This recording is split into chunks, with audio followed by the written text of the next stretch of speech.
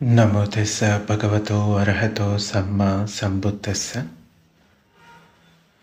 ఆనంద్ బందేకి సంబంధించిన విషయాలు చెప్తూ ఉన్నాను. ఈరోజు కూడా ఆయన జీవితంలో జరిగినటువంటి కొన్ని సందర్భాలను చర్చించుకుందాం. ముఖ్యంగా అనిరుద్ధి బంతే, ఆనంద బంతే, భగుడు, కింబీలుడు, బద్దీయుడు, ఈ 5 శాక్య రాజకుమారులు ఒకే సమయంలో ప్రవచ తీసుకున్నారు. ఆనంద బంతే అందరికన్నా చిన్నవాడు. అయినా కూడా సారిపుత్ర బంతే ఆనందుని గురించే ముందుగా అడిగేవాడు. ఆనందుడంటే సారిపుత్ర బంతేకి అంత ఇష్టం. ఒకరి సుగుణాల పట్ల మరొకరు ఎంతో ప్రసన్నులయ్యేవారు. వారిద్దరూ ఒకరి పట్ల ఒకరు ఎంతో గౌరవభావాన్ని, ఆదరాభిమానాలను కనపరిచేవారు. ఇద్దరు వివాదరహితంగా ఉండేవారు. పాలు నీళ్ళ వలె కలిసిపోయేవారు. ఇద్దరు ఒకరినొకరు సమర్థించుకునేవారు. ఒకరిపై ఒకరు మైత్రిని ప్రసరింప చేసుకునేవారు. ఒకవేళ ఆనందవంతేకి మంచి భోజనం, నాణ్యత గల చీవరాలు మొదలైనవి దానంగా లభిస్తే ముందుగా సారిపుత్ర బంతేకి పంచిపెట్టేవాడు. భగవానుని ఉపస్థకుడు అవటంతో, అంటే ఆయన పరిచారకుడుగా ఉన్నాడు కదా, ఆనందునికి ఎక్కువ మంది గృహస్థులతో, దాయికలతో పరిచయం ఏర్పడేది. ఆనందవంతే వారిలో కొందరు దాయికలను, ప్రవచితులను చేసి సారిపుత్ర బంతే వద్దకు పంపి వారికి సారిపుత్రుని గురువుగా, అంటే ఆచార్యునిగా చేసేవాడు. దాంతో వారు ధర్మ సంపన్నులయ్యేవారు. ఈ విధంగా 500 మంది భిక్షువులను సారిపుత్రుని వద్దకు శిష్యులుగా పంపించాడు. ఆనందుడు సారిపుత్ర మహాస్థవిరుని తన అన్నగారిగా భావించేవాడు. ఇంకా ఆనందబంతే ఆయన గురించి ఇలా ఆలోచించేవాడు. మహాస్థవిరుడు ఒక అసంఖ్యేయ మరియు 1,00,000 కల్పాల పర్యంతం తన పారమితలను పూర్తి చేసుకొని 16 విధాలు అయిన ప్రజ్ఞా పాఠవాలను పటివేదన చెందాడు. కనుకనే ఆయన, అంటే భగవానుడు ఆయన్ను ధర్మసేనాధిపతిగా నియమించాడు. అగ్రశ్రావకుని స్థానంలో ప్రతిష్ఠితుని చేశాడు. సారిపుత్రుడు మహాస్థవిరుడు అయినా కూడా ఆనందుని తన తమ్ముడిగా భావించి స్నేహ సంబంధం కనబరుస్తూ గౌరవించేవాడు. సమ్యక్ సంబుద్ధుని పట్ల ఏ కర్తవ్యం ఉందో ఆ కర్తవ్యాన్ని ఆనందుడు ఎంతో సమర్థవంతంగా నిర్వహించడం వల్ల ఆనందుని పట్ల సారిపుత్రుడు ఎంతో ప్రసన్నత చెందేవాడు, సంతోషాన్ని వ్యక్తపరిచేవాడు. ఒకసారి శ్రావస్తిలో ధర్మ ప్రసంగం జరుగుతూ ఉంది. ఆ సమయంలో ఆనందబంతే భగవానుడి వద్దకు వెళ్ళాడు. ఆయనకు నమస్కరించి ఒక పక్కన కూర్చున్నాడు. అక్కడ కూర్చున్న ఆనందవంతేని భగవానుడిలా అడిగాడు, ఆనంద, సారిపుత్రుడు నీకు శోభాయమానంగా కనిపిస్తున్నాడా అని. అప్పుడు ఆనందబంతే ఇలా చెప్తాడు, బంతే మూర్ఖులకు, దుష్టులకు, మూఢమతులకు తప్ప ఎవరికి సారిపుత్రుడు శోభాయమానంగా కనిపించడు అని అంటాడు. బంతే సారిపుత్రుడు పండితుడు, బంతే సారిపుత్రుడు మహాప్రజ్ఞావంతుడు, ఎంతో విస్తృతమైన ప్రజ్ఞ కలవాడు, తీవ్రమైన తీక్షణమైన ప్రజ్ఞ కలవాడు, ప్రసన్నత నిండిన ప్రజ్ఞ కలవాడు. ఇంకా అంతటి ప్రజ్ఞలో ప్రవేశించడం అందరికీ సాధ్యమయ్యే పని కాదు. బంతే సారిపుత్ర మహాతేరుడు, అల్పేచ్ఛ కలవాడు, వివేకవంతుడు, నిత్య సంతోషి, ఎంతో అనాసక్తుడు, ఉత్సాహవంతుడు, కుశల వక్త. ఇంకా ఆయన వచనాలు ఎంతో కుశలంగా ఉండి ఎంతో వివరణాత్మకంగా వ్యాఖ్యానింపబడుతూ ఉంటాయి. పాపాన్ని పరిహరిస్తూ బంతే మూర్ఖులకు, దుష్టులకు, మూఢుతులకు, ఇంకా పిచ్చి వాళ్ళకు తప్ప సారిపుత్రవంతే అందరికీ శోభాయమానంగానే కనిపిస్తాడు. అందరికీ ఇష్టంగా ఉంటాడు. అప్పుడు భగవానుడు ఆనందుడు చెప్పిన దానికి తన ఆమోదాన్ని తెలుపుతాడు. ఒకసారి ఒక బ్రాహ్మణుడు ఇలా అనుకున్నాడు. బుద్ధరత్నాన్ని పూజించటం తెలిసింది, సంఘరత్నాన్ని పూజించటం తెలిసింది, మరి ధర్మరత్నాన్ని పూజించటం ఎలా? అంటే బుద్ధరత్నం అంటే బుద్ధుడిలో ఉండే గుణాలు, ధర్మరత్నం అంటే ధర్మంలో ఉండే గుణాలు, సంఘరత్నం అంటే సంఘంలో ఉండే గుణాలు. అతడు వెంటనే బుద్ధ భగవానుడి వద్దకు వెళ్ళి అడిగాడు. అప్పుడు భగవానుడు ఇలా చెప్పాడు. ఓ బ్రాహ్మణుడా, నీవు ధర్మరత్నాన్ని పూజించాలి అంటే ఒక బహుశ్రుతుడిని పూజించాలి. బహుశ్రుతుడు అంటే అనేక విషయాలు తెలుసుకున్న వ్యక్తి, అంటే సుత్తాల గురించి జ్ఞానం అని అర్థం. మరి భగవాన్ బహుశ్రుతుడు ఎవరు? బ్రాహ్మణుడా, ఆ విషయం సంఘాన్ని అడిగి తెలుసుకో అని చెప్తాడు భగవానుడు. ఆ బ్రాహ్మణుడు సంఘం వద్దకు వెళ్ళి అడిగాడు. వంతే, దయచేసి చెప్పండి, బహుశ్రుతుడు ఎవరు అని. ఓ బ్రాహ్మణుడా, ఆనందస్థవిరుడే బహుశ్రుతుడు. ఆ బ్రాహ్మణుడు ఆనందవంతేని కలిశాడు. లక్ష్య విలువ చేసే చీవరాలతో ఆనందవంతేనికి పూజించాడు, అంటే ఆఫర్ చేయడం అనమాట. ఆనందుడు ఆ చీవరాలను తీసుకొని భగవానుని వద్దకు వెళ్ళాడు. అప్పుడు అడుగుతాడు, ఆనంద, వీటిని నీకు ఎవరిచ్చారు అని భగవానుడు అడుగుతాడనమాట. బంతే, ఒక బ్రాహ్మణుడు ఇచ్చాడు. మరి ఆనంద, వీటిని ఏమి చేస్తావు అంటే, బంతే, వీటిని సారిపుత్ర బంతేకి ఇవ్వదలిచాను అని చెప్తాడు. ఆనంద, చాలా మంచిది, అలాగే చెయ్యి అని భగవానుడు తన ఆనందాన్ని ప్రకటించాడు. కానీ బంతే, సారిపుత్రుడు ధమ్మచారికలో ఉన్నాడు, వచ్చిన తర్వాత ఇవ్వగలను. సరే, అలాగే కానీ అని భగవానుడు చెప్తాడు. బంతే, అప్పటి వరకు నా వద్ద ఉంచుకోవడం వినయ నియమాలకు ప్రతికూలం కాదు కదా అంటే, ఆనంద, సారిపుత్రుడు ఎప్పుడు తిరిగి వస్తాడు అని అడుగుతాడు. బంతే, సారిపుత్రుడు 10 రోజుల తర్వాత తిరిగి వస్తాడు. అయితే ఆనంద, 10 రోజుల వరకు ఈ చీవరాలను నీ వద్ద ఉంచుకుని అనుమతి ఇస్తున్నాను అని భగవానుడు భిక్షు వినయాలలో కొంచెం అంటే మారుస్తాడనమాట. అంతకుముందు కేవలం భిక్షువులు 3 చీవరాలను మాత్రమే ఉపయోగించుకోవాలి. ఎక్స్ట్రా చీవరాలు ఉంటే వాటిని త్యాగం చేసేయాలి, అంటే వదిలివేయాలి. కానీ ఈ సందర్భంలో భగవానుడు ఆ భిక్షువుల శిక్షా నియమంలో మార్పు చేస్తాడు. ఏదైనా కొత్త చీవరం దొరికితే దాన్ని 10 రోజుల వరకు ఉంచుకోవచ్చు, అంతకు మించి ఉంచుకోకూడదు అని చెప్తాడు. ఒకవేళ ఉంచుకోవాల్సి వస్తే దాన్ని వికప్పన చేసి ఉంచుకోవచ్చు. వికప్పన అంటే వేరే వాళ్ళతోటి పంచుకోవడం, షేరింగ్ చేసుకోవడం అనమాట. ఆ విధంగా ఎక్కువ చీవరాలు పెట్టుకోవడానికి అవకాశం ఉంటుంది.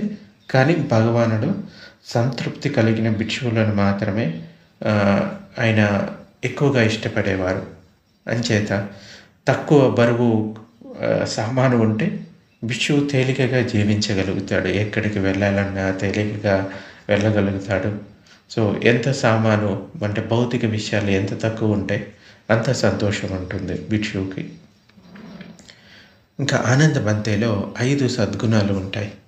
అవేంటంటే, ఒకసారి ఆనందబంతే సారిపుత్రుని వద్దకు వెళ్ళాడు.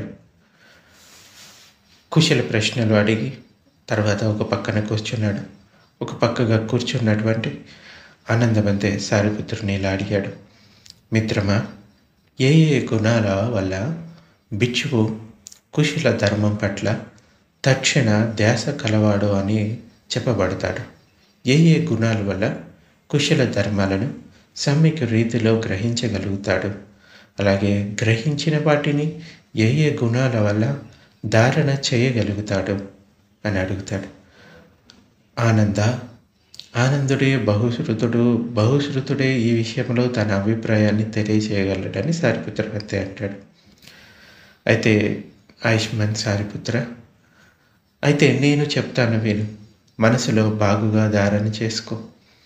మిత్రమా సారిపుత్ర, ఒక భిక్షువు అర్ధకుశలుడు అయి ఉంటే ధర్మకుశలుడు అయి ఉంటే, వ్యంజన కుశలుడు అయి ఉంటే, నిరుక్తి కుశలుడు అయి ఉంటే, పూర్వపర కుశలుడు అయి ఉంటే అతడు కుశల ధర్మం పట్ల తక్షణ దృష్టి కలవాడు అని చెప్పబడతాడు. అంటే ఏదైనా ధర్మాన్ని చదివాడు, విన్నాడు అనుకోండి, దాన్ని అర్థాలతో పాటు తెలుసుకోవాలి, దాని ధర్మాలను గ్రహించగలగాలి, దానిలో ఉన్న లోటుపాట్లను సమర్థవంతంగా విశ్లేషణ చేసేవాడు అయి ఉండాలి. సో దాని పూర్వపరాలను తెలుసుకున్నవాడు అయి ఉండాలి. అంటే దాన్ని ఎన్ని రకాలుగా తెలుసుకోగలిగితే అన్ని రకాలుగా తెలుసుకునే స్కిల్స్ అతనిలో ఉండాలి. సమ్యక్ రూపంలో గ్రహించగలిగే వాడు అవుతాడు. అలా కనుక తెలుసుకుంటే గ్రహించిన దాన్ని ధారణ చేయగలిగిన వాడవుతాడు. ఆశ్చర్యం మిత్రమా, అద్భుతం మిత్రమా. ఆనందుని వచనాలు సుభాషితాలు. ఆనందుడు 5 గుణాలతో సంపన్నుడని మాకు తెలుసు. ఆనందుడు అర్ధకుశలుడు, అంటే తాను విన్న లేదా మాట్లాడిన దానికి సరైన అర్థాన్ని తెలిసినవాడు. ఇంకా ధర్మకుశలుడు, వ్యంజన కుశలుడు, నిరుక్తి కుశలుడు, అంటే శబ్దం యొక్క అర్థాన్ని సరిగ్గా తెలుసుకునేవాళ్ళు. అంటే మనకి కొన్ని ధర్మ పదాల్లో షార్ట్గా సంక్షిప్తంగా భగవానుడు చెప్పేసి వెళ్ళిపోతూ ఉంటారు. వాటి అర్థాన్ని బాగా తెలుసుకునేవాడు అని అర్థం. ఒకానొక సమయంలో శ్రావస్తిలో అనాథ పెండికుడి చేతవనంలో ఆనందబంతే ఇంకా సారిపుత్రబంతే ధర్మ విహారం చేస్తూ ఉన్నారు. ఆ సాయంకాలం ఆనందబంతే సారిపుత్రుని వద్దకు వెళ్ళి ఒక పక్కన కూర్చొని సారిపుత్రుని ఇలా అడిగాడు, మిత్రమా సారిపుత్ర, ఏ ఏ ధర్మాల వల్ల ఒక బిచ్చువు శ్రోతాపన్నుడని భగవానుడు తెలిపాడు? ఏ ధర్మాల వల్ల అతడు మార్గం తప్పకుండా ఉండగలడు? అతని సంబోధి ఏ ఏ గుణాల వల్ల నిశ్చయంగా ప్రాప్తిస్తుంది? సారిపుత్రుడు చెప్తాడు, మిత్రమా ఆనంద, 4 ధర్మాలు కలిగి ఉన్నవానిని శ్రోతాపన్నుడని భగవానుడు తెలిపాడు. మిత్రమా అంటే అప్పట్లో భిక్షువులు ఒకరినొకరు సంబోధించుకునేటప్పుడు మిత్రమా అని సంబోధించుకునేవారు. పాలీలో అయితే ఆవుసో అని పిలుస్తారు, లేదంటే ఆయుష్మంత అని కూడా పిలుచుకునేవారు. కానీ భగవానుడు పరినిర్వాణం తర్వాత నుంచే పెద్ద భిక్షువునైతే పూజ్యబంతే అని పిలిచేవారు. ఒకవేళ తమకన్నా చిన్న భిక్షువు అయితే వాళ్ళని మిత్రమా అని పిలిచేవారు, అంటే ఆవుసో అని పిలుస్తారు. మిత్రమా, అర్య శ్రావకుడు బుద్ధుని పట్ల అచంచలమైన శ్రద్ధ కలవాడు అయి ఉండాలి. అంటే శ్రోతాపన్నుల్లో ఉండే 4 గుణాలు ఇది కూడా ఒకటే. భగవానుడు ఎలాంటి వాడు అంటే ఆయన అర్హంతుడు, సమ్యక్ సంబుద్ధుడు, విద్య ఆచరణ సంపన్నుడు, ఉత్తమ గతులను ప్రాప్తించుకున్నవాడు, అన్ని లోకాలను తెలిసినవాడు, సర్వశ్రేష్ఠుడు. గతి తప్పిన గుర్రాలను అదుపు చేసే సారథి వలె దారి తప్పిన వారిని సరైన దారిలో పెట్టగల ఉత్తమ సారథి. దేవతలకు మనుషులకు గురువు, అంటే ఆయన ధర్మాన్ని బోధిస్తాడు కాబట్టి గురువు. అతడే బుద్ధ భగవానుడు. అలాంటి బుద్ధ భగవానుని పట్ల శ్రద్ధ కల గుణం కలిగి ఉండాలి. అంటే శ్రోతాపన్నుల్లో ఈ గుణం ఆటోమేటిక్గా వస్తుంది.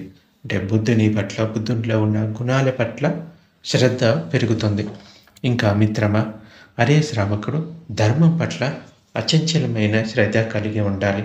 ఆ ధర్మం ఎలాంటిది అంటే భగవానుని ద్వారా చక్కగా వ్యాఖ్యానింపబడినదై ఉండాలి.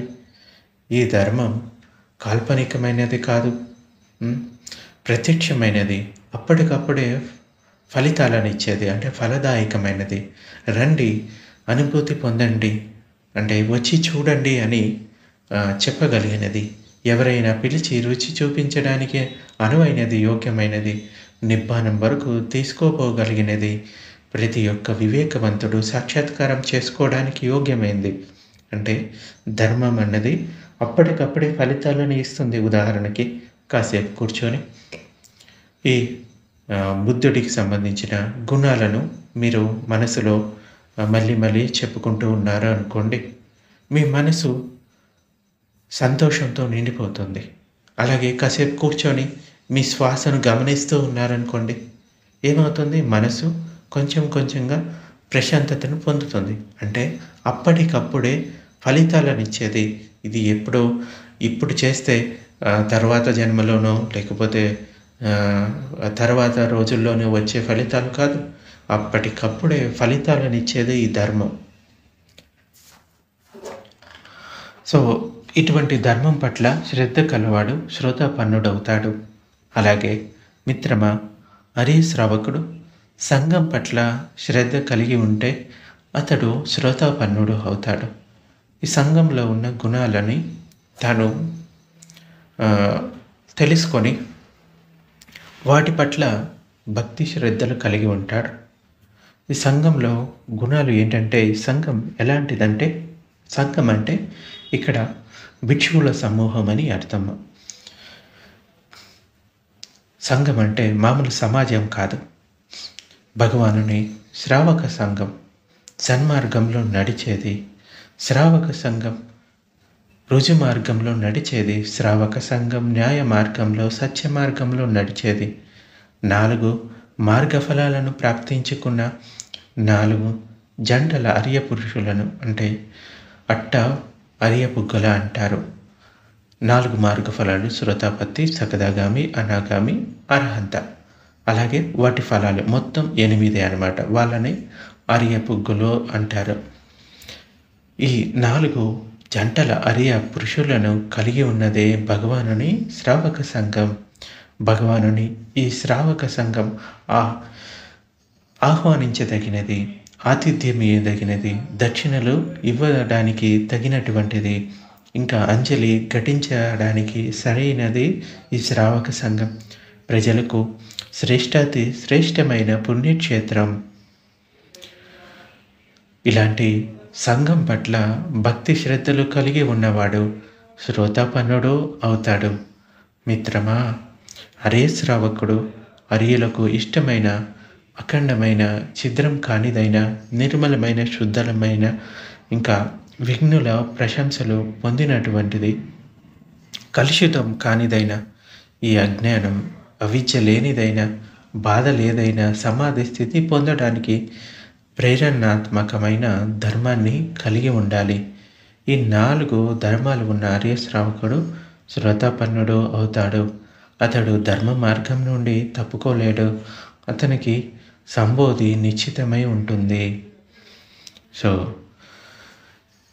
ఈరోజు ఇంతటితో ఆపేద్దాం. మిగిలిన విషయాలు రేపు చెప్పుకుందాం.